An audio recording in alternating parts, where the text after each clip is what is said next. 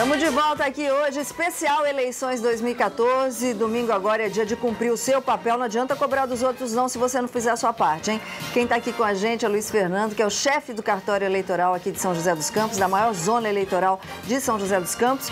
Luquinha comentando aqui que tem muita, mas muita gente com dúvida. Esse é o objetivo do programa, né, Luquinha? Para que as pessoas não atrasem na hora de votar, não fiquem horas lá na cabine, porque são 5 candidatos e é muita coisa. É muita coisa. Um abração para o Marcos, que está participando, a Alessandra também, um beijo para você.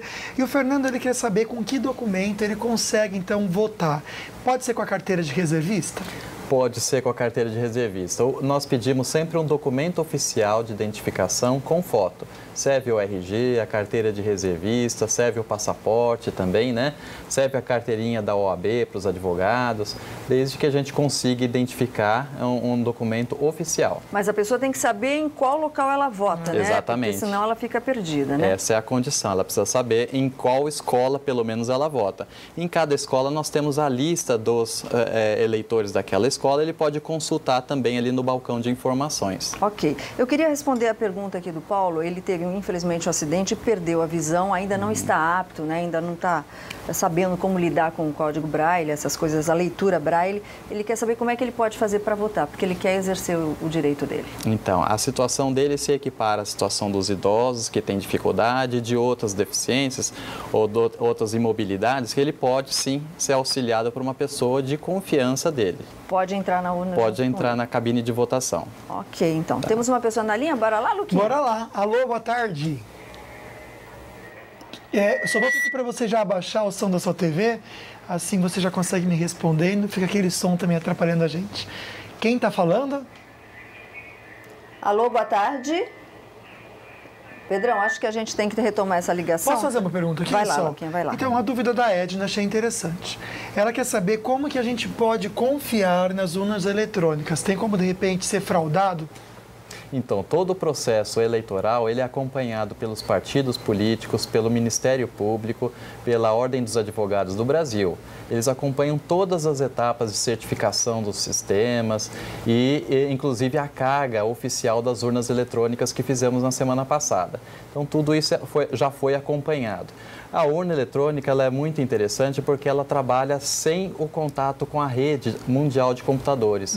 Ela trabalha isolada. Todas as urnas, as milhares de urnas no Brasil inteiro, trabalham sem acesso à internet. Portanto, um hacker não tem acesso aos dados de uma urna eletrônica. Rapidinho, só estão perguntando se pode ser extraviado de repente, perder uma urna. Tem como isso acontecer?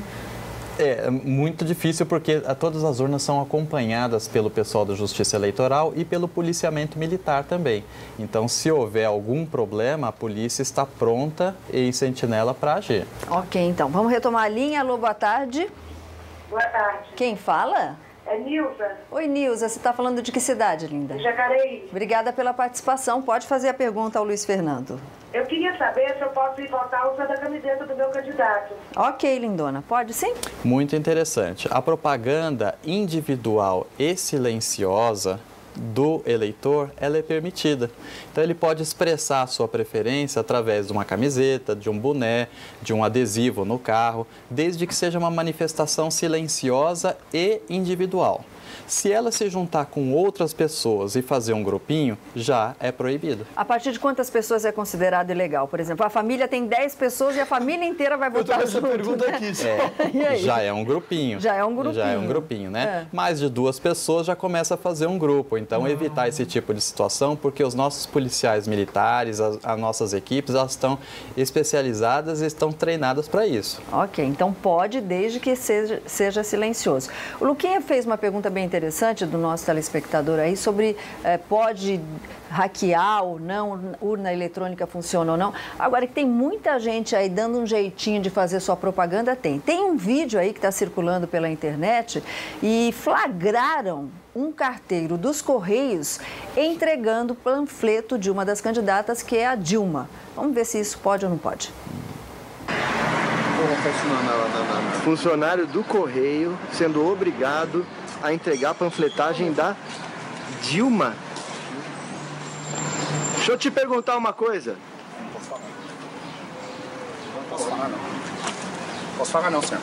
Ok, obrigado.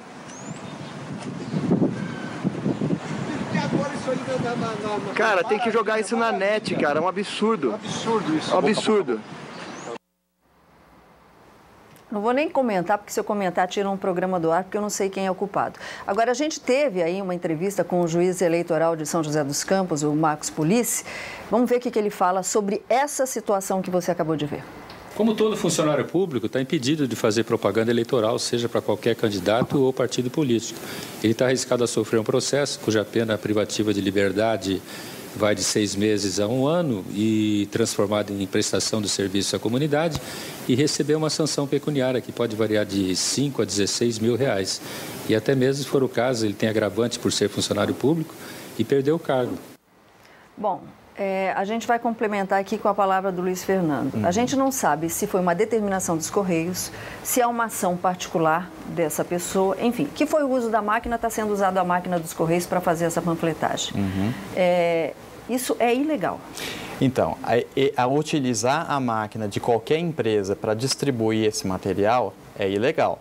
Mas o Correio alega que houve um contrato de prestação de serviço. É importante que se diga isso, que eles alegam que houve a prestação de um serviço normal oferecido a todos os candidatos e que a candidata Dilma ela contratou esse serviço. Essa é a alegação dos Correios. Então, nós pedimos a semana passada essas informações oficiais à gerência regional dos Correios para que eles nos apresentem esse contrato para que a gente possa amparar o processo de denúncia que já foi feito em cartório. Hoje pela manhã, a presidente Dilma se manifestou e disse que é intriga da oposição. Ela disse que em momento algum... Aliás, a presidente que esteve agora há pouco aqui em São José dos Campos, não sei se ainda continua o comício aqui em São José dos Campos, e recebemos denúncia de que as prefeituras do PT aqui da região liberaram os funcionários para participar desse comício. Até onde eu sei, se você está trabalhando, você não pode ser liberado em dia que não é feriado, né? Enfim. Bom, você sabe, antes de fazer o Você Quer Justiça, na verdade, eu quero atender uma linha, a gente vai atender agora. Boa tarde. Boa tarde. Quem está falando? Mário Nacional de Caçapava. Ô Mário, obrigado pela participação, pode tirar sua dúvida. Eu queria saber se o voto branco ou nulo, ele favorece algum candidato que esteja ganhando. Obrigada. Aliás, a gente depois vai ensinar o pessoal a anular. O Boechat ensinou o pessoal a anular o voto. Então, essa história, o voto nulo e o voto branco, eles vêm da época da urna de lona. Então, quando nós tínhamos a cédula em branco, ela tinha o nome dos candidatos e a quadrícula. Quando nós não assinalávamos a quadrícula, era o voto em branco. E a gente colocava dentro da urna. O voto nulo nós rabiscávamos ou fazia qualquer canetinha e nós anulávamos. A legislação é a mesma e ela foi importada para a urna de eletrônica. Então, como é que a gente faz para votar nulo ou branco? A própria urna tem a tecla branco e se você depois aperta confirma, votou em branco. É o mesmo processo daquele antigo da urna de lona. E o voto nulo é você colocar um número de um candidato que não existe. 000, por exemplo. Isso, exatamente. Para efeito legal e estatístico, o voto nulo e o voto branco hoje têm o mesmo efeito.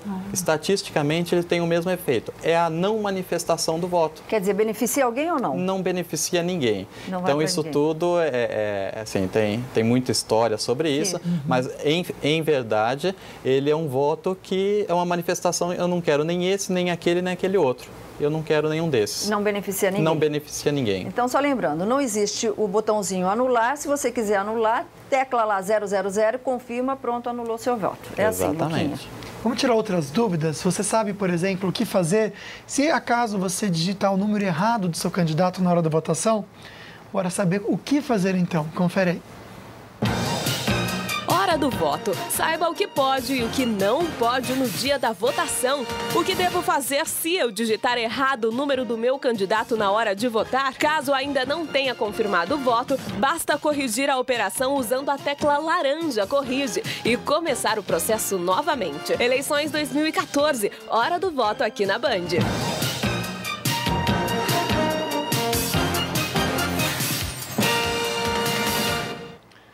A gente vai rapidinho para o intervalo e já volta para tirar mais as suas dúvidas. Fica aí.